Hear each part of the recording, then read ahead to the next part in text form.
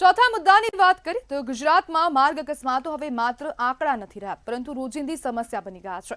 વર્ષ 2025માં માર્ગ અકસ્માતની ઇમરજન્સીમાં ચિંતાજનક વધારો નોંધાયો। 108 ઇમરજન્સી એમ્બ્યુલન્સ સર્વિસને 1,78,000 કોલ્સ મળ્યા છે અને રોજની સરેરાશ 490 જેટલી અકસ્માતની ઇમરજન્સી નોંધાઈ રહી છે। અમદાવાદ, સુરત, વડોદરા અને રાજકોટ જેવા મહાનગરોમાં અકસ્માતોની સંખ્યા સૌથી વધુ છે, જે બતાવે છે કે શહેરી માર્ગો પર પણ હવે સુરક્ષિત રહ્યા નથી। ઓવર સ્પીડ, દારૂ પીને વાહન ચલાવવું, બેદરકારી, ફોલ્ટી રોડ ડિઝાઇન અને ઓવરલોડેડ વાહનો અકસ્માતોના મુખ્ય કારણ બની રહ્યા છે।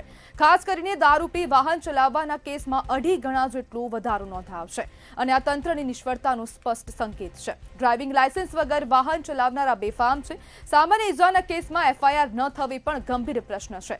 દર બીજા અકસ્માતે એક નાગરિકનું મૃત્યુ થાય છે, છતાં કડક અમલવારી દેખાતી નથી। પ્રશ્ન એ છે કે તંત્ર ક્યારે જાગશે, લોકોના જીવ બચાવવા માટે ક્યારે કડક કાર્યવાહી અને માર્ગ સલામતી માટે ગંભીર પ્રયાસો હાથ ધરવામાં આવશે અને કેમ હવે ખાલી માત્ર નિયમો બનાવીને મૂકી દેવામાં આવે છે પરંતુ તેના પર જે કડક નિયમ થવું જોઈએ તે નિયમ થતું નથી અને ક્યાંક ને ક્યાંક હવે આમાં જે ટ્રાફિક વિભાગ છે તેની પણ ક્યાંક ને ક્યાંક આમાં ભૂલ જોવા મળી રહી છે, કારણ કે અકસ્માતોની સંખ્યા સતત વધી રહી છે અને હવે રસ્તાઓ પણ સુરક્ષિત નથી। રાહદારી જે રસ્તા પરથી જઈ રહ્યું છે તેને પણ હવે પાછળથી આવીને ગાડી ઉડાડી જાય છે તેવા પણ હવે કિસ્સાઓ સામે આવી રહ્યા છે। ત્યારે માર્ગ અકસ્માત કેસની ઇમરજન્સીના જે આંકડાઓ સામે આવી રહ્યા છે તે પણ ચિંતાજનક જોવા મળી રહ્યા છે।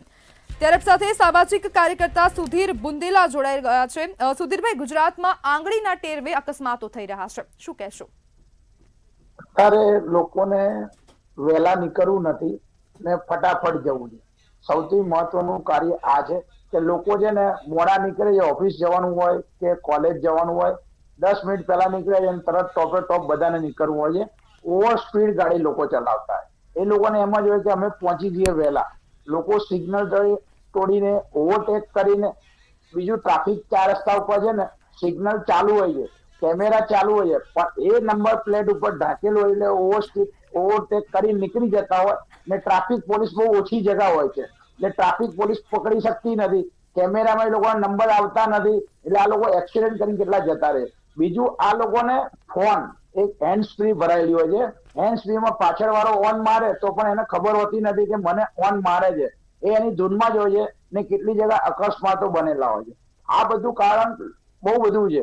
બીજું, ઘરના ટેન્શન, લોકોને ઘરના ટેન્શન હોય છે, એ રીતે નીકળી જતા હોય છે કે આમ છે, આવું છે, આ કરવાનું છે, એ પછી લોનો સુધીરભાઈ, જો તંત્ર જાગે તે પહેલા હવે નાગરિકોને જાગવાની જરૂર છે, પરંતુ નાગરિકો જાગૃત કેમ નથી? કારણ કે હવે રસ્તા પરથી જો જઈ રહ્યા છે, વાહન ચલાવી રહ્યા છે, મોબાઈલ પર વાત કરે છે અને તે ખુદની જીવ તો જોખમમાં મૂકે છે, સામેવાળાનું પણ જીવ જોખમમાં મૂકી દે છે, તો જાગૃતતાનો ક્યાં અભાવ છે?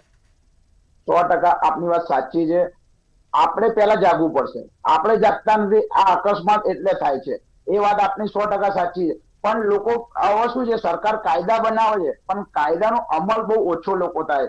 ક્યાં કોઈની વખાણથી છૂટી જતો હોય, ક્યાં કોઈના વગદારથી છૂટી જતો હોય, એટલે સરકારે કડક નિયમ બનાવે પણ સરકારે પોતે પહેલા અમલ કરાવવો જોઈએ કડકપણે। હું આપને કહું છું કે સાપુત 4 રસ્તા કે કોઈ પણ 4 રસ્તા પર પોલીસ સ્ટાફ બહુ ઓછો હોય છે, કારણ એક જ છે કે સિગ્નલ ઉપર ચાલતું હોય છે। સિગ્નલ એમને સિગ્નલ તોડીને કેટલા જતા કેટલા ઉભા રહી જાય છે અને લોકોને ટેન્શન, આ દુનિયા અત્યારે ટેન્શનની દુનિયા લોકોને બહુ થઈ ગઈ છે, એના હિસાબે એક્સિડન્ટ ભયંકર થાય છે। લોકો અમુક એક્સિડન્ટ માનવતા દ્રષ્ટિએ ઉભા બી નથી રહેતા, એક્સિડન્ટ કઈ 4 વ્હીલર જતી જ રહેતી હોય છે એટલે અડધો તો જીવ એમાં લોકોના જતા હોય છે। જી બિલકુલ સુધીરભાઈ, જોડાવા બદલ આપનો આભાર।